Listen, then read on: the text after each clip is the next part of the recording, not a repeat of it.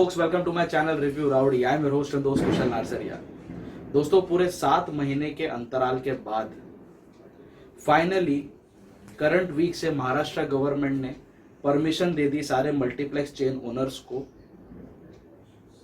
Full operations अपने normal way में start करने के लिए with some stipulated guidelines and instructions. चूंकि ये डिसीजन काफी लास्ट मोमेंट पर लिया गया, इसीलिए कोई भी मूवी प्री प्लान नहीं थी एक बड़ी और एक ऑर्गेनाइज रिलीज के लिए। That is the reason multiplexes खुल तो गए हैं महाराष्ट्र में, लेकिन सारे नहीं खुले हैं, और जो खुले हैं वो लोग पुरानी मूवीज ही वापस दिखा रहे हैं। वही शोज लग रहे हैं, तानाजी के शो लगे, बाहुबली के शो लगे, केजीएफ के शोज लगे हुए हैं, हम तुम तक का शो मैंने देखा था किधर लगा हुआ है। सो ये पुरानी फिल्में जो उस टाइम पर जब रिलीज हुई थी चली थी, चक दे इंडिया का शो लगा है। सो ऐसी फिल्में ही चला के फिलहाल ऑपरेशंस दिवाली का मुहूर्त करते हुए इन लोगों ने चालू तो किया है, लेकिन इस सडन डिसीजन का फायदा उठाने की कोशिश की है सूरज पर मंगल भारी के मेकर्स ने। इस फिल्म में मनोज बाजपेयी, दिलजीत दोसांझ और फातिमा सना शेख प्रोमिनेंट रोल्स में हैं। इनके अलावा अनु कपूर, विजय राज, सीमा पावा, मनोज पावा, सुप्रिया पिलगांवकर और भी कुछ लोग सपोर्टिंग किरदारों में हैं। सो फिल्म की बात करने से पहले मैंने ये फिल्म मल्टीप्लेक्स में देखी। Like always I watch this movie at Cinepolis Fun Republic. So मैं फिल्म का रिव्यू करने से पहले मेरा एज अ व्यूअर क्या एक्सपीरियंस रहा कोरोना वायरस के लॉकडाउन के बाद इस न्यू नॉर्मल में मूवी गोवर्स के लिए, मल्टीप्लेक्स ऑडियंसेस के लिए क्या गाइडलाइंस रखी गई हैं, किस तरह से ये अनलॉक उनके ऊपर इम्पैक्ट किया है, किस तरह की सावधानियां आपको बरतनी है, किस तरह के प्रोटोकॉल्स मैनेजमेंट ने सेट किए हैं मल्टीप्लेक्सेस के, ये मैं फर्स्ट हैंड एक्सपीरियंस करके आया हूं और मैं अपना एक्सपीरियंस आपके साथ साझा करना चाहता हूं। सो आप सबसे पहले मेरी एक एडवाइस मानो, अगर आप डिसीजन ले रहे हो मल्टीप्लेक्स में जाकर मूवी देखने का, पहली बात तो पुरानी फिल्में ही ज्यादा लगी हैं, नए में एक दो कुछ हॉलीवुड रिलीज हुई है और प्लस ये सूरज पे मंगल भारी है, बट बाकी तानाजी है, चक दे इंडिया है, हम तुम है, केजीएफ है, बाहुबली, बहुत सारी पुरानी फिल्में हैं जो लगी हुई है, उनके शोज हैं। अगर आप वापस से उनको रिविजिट करना चाहते हैं, अपने मल्टीप्लेक्स का एक्सपीरियंस जो आप 7 महीने से मिस कर रहे थे, अगर आप वो देखना चाहते हैं तो जरूर जाइए, but keep certain things in mind. सबसे पहली बात तो सारे मल्टीप्लेक्सेस नहीं खुले हैं। चूंकि सूरज पे मंगल भारी एक छोटे बजट की फिल्म है, इसीलिए मैं इस पे ज्यादा कमेंट नहीं कर सकता, बिकॉज जनरली भी इस मूवी को, अगर कोरोना वगैरह नहीं भी होता, जनरली भी इस मूवी को कम ही शोज मिलते because of its low scale, low budget की फिल्म है। अगर सूर्यवंशी रिलीज होती, 83 रिलीज होती, राधे जैसी कोई बड़ी स्केल की बिग टिकट मूवी रिलीज होती, तब मैं कोई इस बारे में फीडबैक दे पाता किस तरह का बिजनेस होगा, क्यों मल्टीप्लेक्सेस इतने नहीं खुले, क्यों इसे भी 30-40% ही मल्टीप्लेक्सेस खुले, तभी ये एनालिसिस करने का कोई सेंस बनता। बट चूंकि ये छोटे बजट की फिल्म है, तो आई गेस इसीलिए भी मेजोरिटी मल्टीप्लेक्सेस वालों ने अभी भी बिजनेस स्टार्ट नहीं किया। They are waiting for a big release, ताकि वो पूरी धूमधाम के साथ फिर से वापसी कर सके। बट जितने भी खुले हैं, मेजोरिटी जितने भी मल्टीप्लेक्स चेन्स है, पीवीआर के कुछ मल्टीप्लेक्सेस खुल गए हैं। मैं बॉम्बे की स्पेसिफिकली बात करूंगा, सिनेपोलिस ऑपरेशनल है, आइनॉक्स ऑपरेशनल है, कार्निवल सिनेमास के कुछ मल्टीप्लेक्सेस खुल गए हैं। सो ये सारे लोगों ने ऑपरेशन चालू कर दिए हैं। लेकिन अगर आप थिएटर में जाके मूवी देखना चाहते हैं तो मेरी एक एडवाइस मानो, अपनी टिकट्स प्री बुक करके ही जाना। आप book My show, Wakaoo, Paytm, जिस भी ऐप से टिकट बुक करते हैं उसी के थ्रू टिकट्स बुक करके जाइए। रीजन बीइंग, वहां पे आपको सोशल डिस्टेंसिंग फॉलो करनी होगी। अगर आप बॉक्स ऑफिस पर देखेंगे, आज तो मुझे कोई खास भीड़ मिली नहीं, लोग अभी भी आए नहीं है, और सूरज पे मंगल भारी कोई इतनी बड़ी फिल्म नहीं कि लोग उसके लिए इतनी बड़ी लाइन लगाएंगे। बट स्टिल, अगर फ्यूचर में अच्छी फिल्में आ रही हैं, 83, सूर्यवंशी वगैरह क्विकली रिलीज होती है अगर, तो ये चीज का दिमाग में रखना, टिल द टाइम वैक्सीन नहीं बन जाता, टिल द टाइम ये सारे सेफ्टी प्रोटोकॉल्स हटा दिए नहीं जाते। सो मैं ये एडवाइस करूंगा कि पहले से ही टिकट बुक करके जाओ, बिकॉज वहां पर भी काउंटर पे they are encouraging you to book the tickets digitally. Physical copy वो लोग नहीं दे रहे हैं, वहीं पे आपको ऐप डाउनलोड करवा के जैसे भी तरीके से वो लोग कोशिश कर रहे हैं कि आप डिजिटली बुक कीजिए, और सोशल डिस्टेंसिंग फॉलो करते हुए आपको बहुत लंबी लाइन का सामना करना पड़ सकता है, बहुत ज़्यादा टाइम वेस्ट हो सकता है इसमें अगर शो फुल रहता है तो।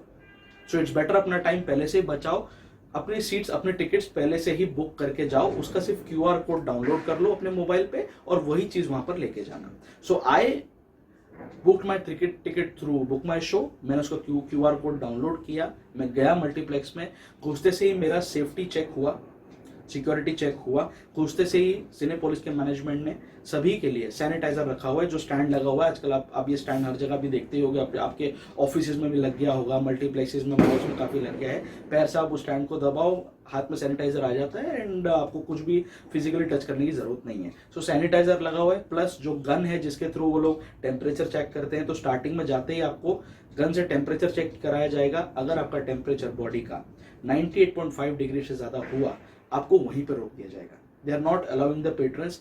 मैं सिर्फ सिनेपोलिस की बात कर रहा हूँ, बाकी जगह पे मैंने अभी तक जाके देखा नहीं है, तो मैं सिर्फ मेरा व्यू पॉइंट सिर्फ सिनेपोलिस से रिस्ट्रिक्टेड रहेगा, वो लोग आपको अलाउ नहीं कर रहे हैं। ये बुक माई शो पे भी क्लियर कट गाइडेंस दी गई है कि 98.5 के ऊपर अगर आपका टेम्परेचर है फॉर XYZ रीजन, मैं ये नहीं बोल रहा हूँ कि आपको कोरोना हुआ है, बट इन जनरल भी आप थोड़ा बोलते हैं ना डीजी फील कर रहे हो, थोड़ा आपको टेम्परेचर कई बार होता है ना 99 डिग्री का टेम्परेचर भी जनरली हो जाता है, हम एक दिन आराम करते हैं, क्रोसिन खाते हैं, ठीक हो जाता है। अगर वैसा भी बुखार है, आई वुड एडवाइस उस दिन आप मल्टीप्लेक्स मत जाओ, बिकॉज आपका टिकट का पैसा भी लग जाएगा विच इज नॉन रिफंडेबल, और अगर वहां पे टेम्परेचर आपका 98.5 डिग्री के ऊपर आया तो लोग आपको, आप कोई भी साम दाम दंड भेंट कुछ भी कर लो, कोई भी रीजन दे दो, they are not allowing the patrons to enter the premises, आपको वापस घर भेज दिया जाएगा। सो ये चीज दिमाग में रखो, टिकट बुक करो, अपना टेम्परेचर घर से ही चेक करके जाओ, सब कुछ नॉर्मल है तो आपको कोई टेंशन लेने की जरूरत नहीं है। मैं गया वहां पे, मेरा हाथ सैनिटाइज करवाया गया, वहीं पर उन लोगों ने एक स्टैंड रखा हुआ है जिसके थ्रू एक मोबाइल स्कैनिंग, स्मार्टफोन पे एक स्कैनिंग ऐप रखा हुआ है, मुझे खाली उस मोबाइल के नीचे अपना क्यूआर कोड दिखाना है, वो मोबाइल ऑटोमेटिकली मेरा क्यूआर कोड स्कैन करके मुझे एंट्री दे रहा था। सो यहाँ पर भी जो फिजिकल और ह्यूमन इंटरेक्शन था वो भी ये लोग ने एलिमिनेट कर दिया, which is a very good thing. मैं अपनी टिकट स्कैन करवा के अंदर घुसने के बाद I went to the gents washroom.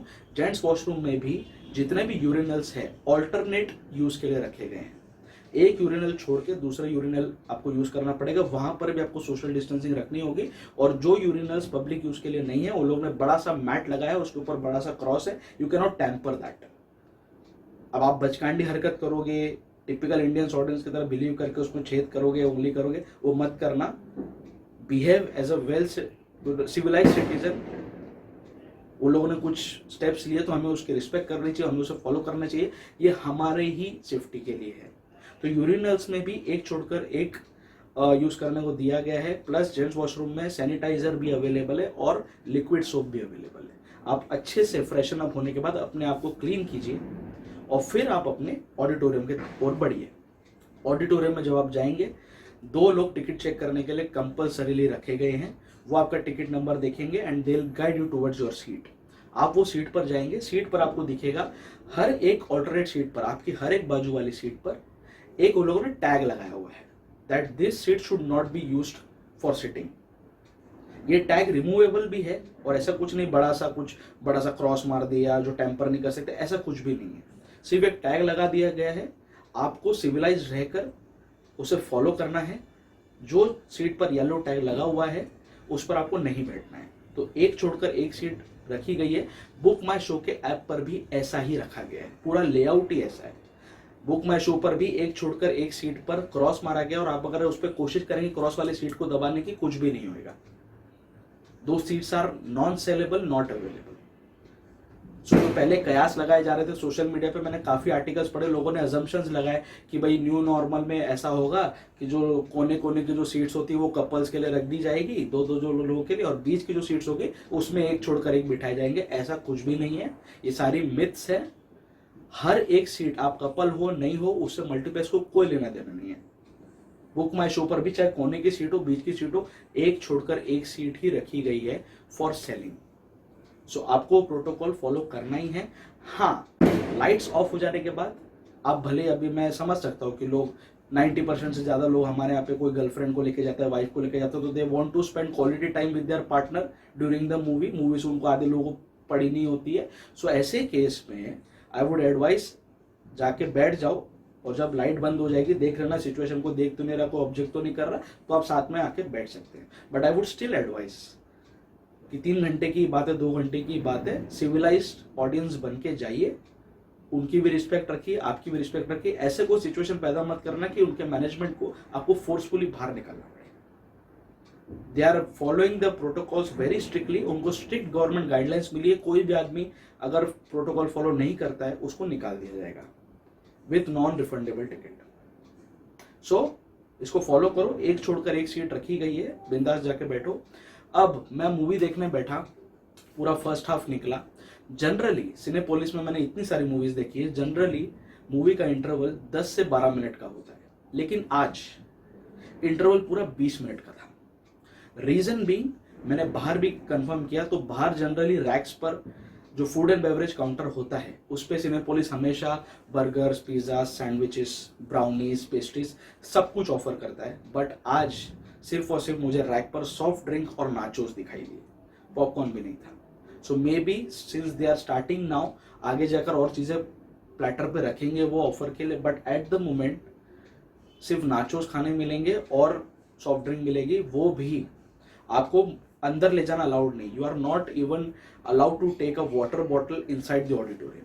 आपको जो भी पीना है, जो भी खरीदना है, बाहर से तो आप कुछ ला ही नहीं सकते हो, वो तो लॉकडाउन के पहले भी यही रूल था। बट स्टिल आप वहाँ पर भी आप सोचोगे मैं काउंटर से ही बॉटल लेके अंदर जाऊँ, इट्स नॉट अलाउड। आपको जो भी करना है, वहाँ पर लोगों ने सीटिंग अरेंजमेंट रखा हुआ है, मेंटेनिंग द सोशल डिस्टेंस। आप आओ ऑडी से बाहर, वहाँ पे से कोल्ड ड्रिंक लो, नाचोस लो, खाओ पियो आराम से। 20 मिनट का आपको टाइम दिया गया है, 20 minute is more than enough. Freshen up हो जाओ, जो करना है करो। Their management, their staff will inform you कि सर सेकंड हाफ शुरू हो गया है, then you can leave everything there. जो भी डस्टबिन है, जो भी वहाँ पे बराबर रख के प्रॉपर सैनिटाइज करके अपने आप को, फिर अंदर जाइए और अपना सेकंड हाफ एंजॉय कीजिए।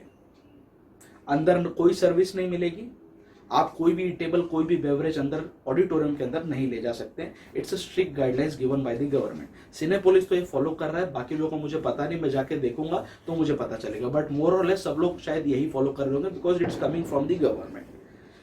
सो सेकंड हाफ भी पूरा मैंने देख लिया। After that I waited for the entire sanitisation procedure. मैं देखना चाहता था कि ये लोग कैसे शो के बाद सैनिटाइज कर रहे हैं। Thankfully they allowed me to stay there also. So मैं खड़ा रहा, मैंने देखा पूरा किस तरह से हर एक सीट को लोग क्लीन कर रहे थे, पूरा ऑडी क्लीन कर रहे थे। So they have taken a very long break in between every show. 20 minute का इंटरवल रख दिया है, दूसरा शो चालू करने की कोई जल्दी नहीं रखी है। They are taking their own time, but they are ensuring कि every nook and corner of the auditorium is been sanitised before and after every show. ये बहुत अच्छी बात है सिनेपोलिस के लिए। और एक और चीज मुझे बहुत अच्छी लगी, for the entire run time of the movie, तकरीबन 2.5 घंटे की फिल्म है ये, सूरज पे मंगल भारी, पूरे 2.5 घंटे कॉस्ट कटिंग के नाम पे इन लोगों ने एसी स्विच ऑफ नहीं किया। Since Cinepolis is a multinational brand, ऐसी चिंदीगिरी उनसे एक्सपेक्टेड भी नहीं थी और उन्होंने किया भी नहीं। In fact the entire atmosphere was quite chilling, बहुत चिल्ड एटमॉस्फेयर था, बहुत चिल्ड एसी था। मे बी पब्लिक कम थी इसलिए भी ज़्यादा हवा लग रही थी, बट स्टिल उन लोगों ने एसी बंद नहीं किया। सो फुल रन टाइम पूरे 2.5 घंटा एसी चालू ही था ऑडिटोरियम का। ऑडियंस थी या नहीं थी, they were least bothered about it. They give you the best hospitality possible. अब मैं ये चीज शायद दूसरे मल्टीप्लेक्सेस के लिए नहीं बोल सकता जो इंडियन ओरिजिन के है, शायद पीवीआर, आइनॉक्स, जो दूसरे हैं, कार्निवल है, बिकॉज ये लोग लॉकडाउन तो क्या, कोरोना भी नहीं था तो भी चिंदीगिरी करते थे। जहाँ पे शोज कम होते थे, दोपहर का टाइम है, ज़्यादा लोग नहीं है, तो लोग शो के बीच में एसी बंद कर देते थे, जो पता चलता था। भाई I am a seasoned movie buff, पता चलता है मुझे मल्टीप्लेक्स में एसी चालू है कि नहीं है। सो मैं उनके बारे में कमेंट नहीं कर सकता। अभी तो कॉस्ट कर, पहले जब ये सब नहीं था कोरोना का टंटा, तो भी ये लोग ऐसा करते थे कॉस्ट कटिंग के नाम पे, तो अब तो उनके पास ऑफिशियल रीजन है। So I don't know, I am not detesting any other multiplex brand, मेरी बात का गलत मतलब मत निकालना। बस मैं ये बोल रहा हूँ कि ये जो चिंदीपना जो हमारे इंडियन ब्रांड्स करते हैं ना, ये सिनेपोलिस ने कभी नहीं किया, and they are continuing their legacy, their trajectory now also, even post lockdown. So पूरा मेरा movie watching experience was highly safe, highly healthy, highly clean. कोई मुझे कहीं दिक्कत नहीं आई, बस मैं अपना प्रोटोकॉल फॉलो करता गया। And you are required to wear your mask right from the point you are entering the premises of the multiplex till you are leaving the same. पूरे टाइम पूरे शो में आपको मास्क पहन के रखना ही है। आपको छींक आ रही है, कुछ भी आ रहा है, मास्क आपके पास होना चाहिए। Let's not bother other people also, other patrons also and the multiplex management also. जो रूल है, जो प्रोटोकॉल है, आप फॉलो कर सकते हो तो करो, नहीं तो फिर घर पे बैठ के पिक्चर देखो। ऑलराइट, सो ये पूरा मेरा मूवी वॉचिंग एक्सपीरियंस था। I was dilated, I was very happy. 7 महीने बाद मेरे बड़े स्क्रीन को जो मिस कर रहा था मैंने जाके मूवी देखी और अब मैं इस मूवी के रिव्यू पर आता हूँ। सो सूरज पे मंगल भारी में तगड़ी स्टारकास्ट ली गई है। मनोज वाजपेयी सर हैं, दिलजीत दोसांझ है, विजय राज है, सीमा पावा, मनोज पावा, अच्छे अच्छे एक्टर्स हैं। फातिमा सना शेख है, और भी जो लोग हैं जो सपोर्टिंग किरदारों में हैं, अनु कपूर सर हैं, काफी अच्छे और मंझे हुए कलाकार हैं। डायरेक्टर भी अच्छा है फिल्म का, अभिषेक कपूर। सो इस फिल्म में ये दिखाया गया है, it's a comedy film, out and out comedy film. So इसमें मनोज वाजपेयी एक मैरिज डिटेक्टिव बने हैं, जिनका काम यह है कि प्रोस्पेक्टिव ग्रूम्स का बैकग्राउंड चेक करना। लोग इनके पास आते हैं, लड़की वाले, लड़की के माँ बाप इनके पास आते हैं, इनको प्रोजेक्ट देते हैं कि भैया ये लड़के से हमको थोड़ा ठीक लग रहा है, हम इससे शादी की बात आगे बढ़ाना चाहते हैं, आप प्लीज़ इसका बैकग्राउंड चेक करके हमको बताइए ये लड़का वाकई में ठीक है या नहीं है। तो वो इनका बैकग्राउंड चेक करते हैं, लड़के में कोई बुरी आदत है तो वो इन माँ बाप के सामने प्रूफ्स के साथ वो लेकर आते हैं, और यही उनका ओवरऑल काम है। He is a detective, he is a marriage detective to be precise. उनकी बहन के रोल में है फातिमा सना शेख, और एक ऐसी सिचुएशन पैदा होती है जब मनोज वाजपेयी के एक प्रोजेक्ट के तहत एक बैकग्राउंड चेक में की हुई उनकी सबमिट रिपोर्ट के तहत दिलजीत दोसांझ की शादी टूट जाती है। दिलजीत दोसांझ पंजाबी मुंडा है, उसके पेरेंट्स है मनोज पावा एंड सीमा पावा। ये लोग सब मुंबई में बेस्ड है, पूरी कहानी मुंबई में बेस्ड है। सो दिलजीत दोसांझ भी एक लड़की को प्रोस्पेक्ट कर रहा होता है। वो लड़की के माँ बाप मनोज वाजपेयी के पास जाते हैं कि भैया दिलजीत दोसांझ का आप हमें बैकग्राउंड चेक करके दें। कुछ एक ऐसी सिचुएशन पैदा होती है कि मनोज वाजपेयी एक नेगेटिव रिपोर्ट देते हैं उस लड़की के पेरेंट्स को, जिस वजह से दिलजीत की शादी टूट जाती है। अब दिलजीत बदला लेने के भाव से भर जाता, उसको पता चल जाता है कि मेरा जो भी काम है, मेरा जो भी भट्टा बिठाया है, मेरी शादी जो होने वाली थी, जो नहीं हो रही है, वो सिर्फ और सिर्फ एक आदमी की वजह से नहीं हो रही, वो है मनोज वाजपेयी। वो ठान लेता है कि इसकी डिटेक्टिव एजेंसी को और इसको मैं बर्बाद करके रहूंगा, और आगे की पूरी मूवी में इन दोनों के बीच की भिड़त ही चलती है, मनोज वाजपेयी और दिलजीत दोसांझ। किस तरह से ये लोग अपने अपने पैतरे यूज करते हैं, दाव पेच का खेल चलता है, टॉम एंड जेरी जैसा कैट एंड माउस गेम चलता है, और आखिर में किसकी जीत होती है, किसकी हार होती है, आपको देखने के लिए मूवी पूरी देखनी होगी। So it's a refreshing start, I would say. Overall आप फिल्म देखोगे, फिल्म का फर्स्ट हाफ बहुत ही बढ़िया है। दिलजीत दोसांझ को जो डायलॉग्स मिले हैं, जिस अदायगी के साथ उसने परफॉर्म किया है, आपका पेट दुख जाएगा हंस हंस के। There are many punch lines which come back to back from Diljit Dosanjh. पूरा फर्स्ट हाफ आपको एंटरटेनिंग लगेगा।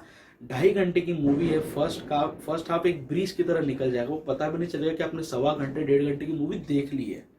Till interval the movie is extremely watchable. मैंने एक्सपेक्ट नहीं किया था कि इतनी अच्छी फिल्म हो सकती है, but yes, I was positively surprised कि फर्स्ट हाफ इतना अच्छा है। Manoj Vajpayee sir legendary actor, veteran actor, मैं उनके बारे में कुछ भी बोलूँगा तो मेरे पास शब्द कम पड़ जाएंगे। वो किसी भी तरह के रोल में पूरी तरह से अपने आप को ढाल सकते हैं, महारत उन्हें हासिल है।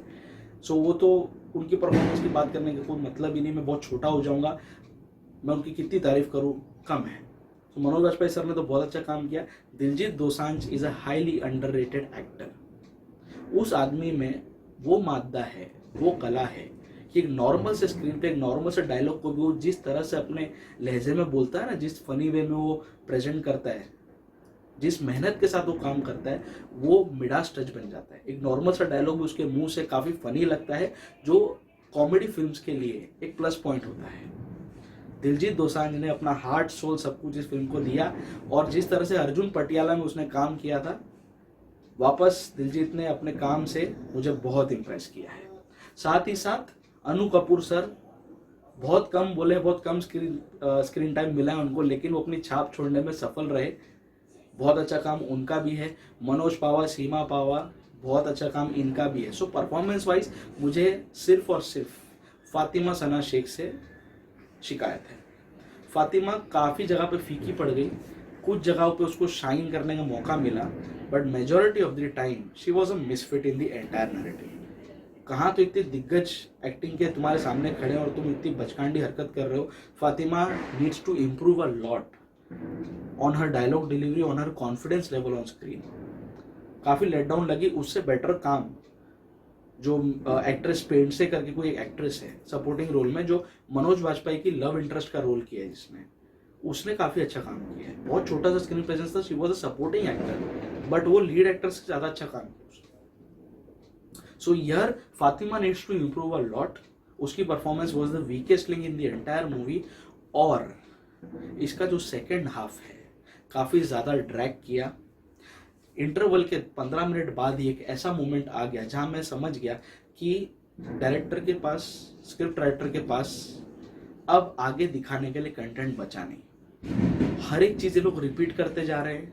कुछ दाव पेज दिलजीत दोसांझ खेलता है, कुछ दाव पेज मनोज वाजपेयी सर खेलते हैं। ये लोग के आपस में जो खींचातानी चलती है, थोड़ा और एंटरटेनिंग वे में, थोड़ा और क्रिस्प वे में दिखाते ना तो मज़ा आता। चीज़ें रेपिटेटिव हो गई, प्रिडिक्टेबल हो गई, और ऐसा लगा कि 15 मिनट बाद ही, इंटरवल के 15 मिनट बाद ही मैं समझ गया कि भैया कहानी खत्म। इनके पास जो पंच लाइन्स थे, जो चीजी पॉइंट्स थे कहानी के, लोग सब दिखा चुके हैं। Now things are just stretching like a chewing gum. और वही हुआ। 15 मिनट बाद पूरा आधा घंटा 20-25 मिनट तक तो ये लोग ने पकाया ही पकाया। लास्ट के कुछ 5 मिनट और ढंग के हो गए, बस 5 से 10 मिनट। जो क्लाइमैक्स था वो थोड़ा सा इम्प्रूव हो गया as compare to the lagging narrative before that. So इसके सेकंड हाफ से मुझे शिकायत है। और अच्छा बन सकता था और क्रिस्प बन सकता था।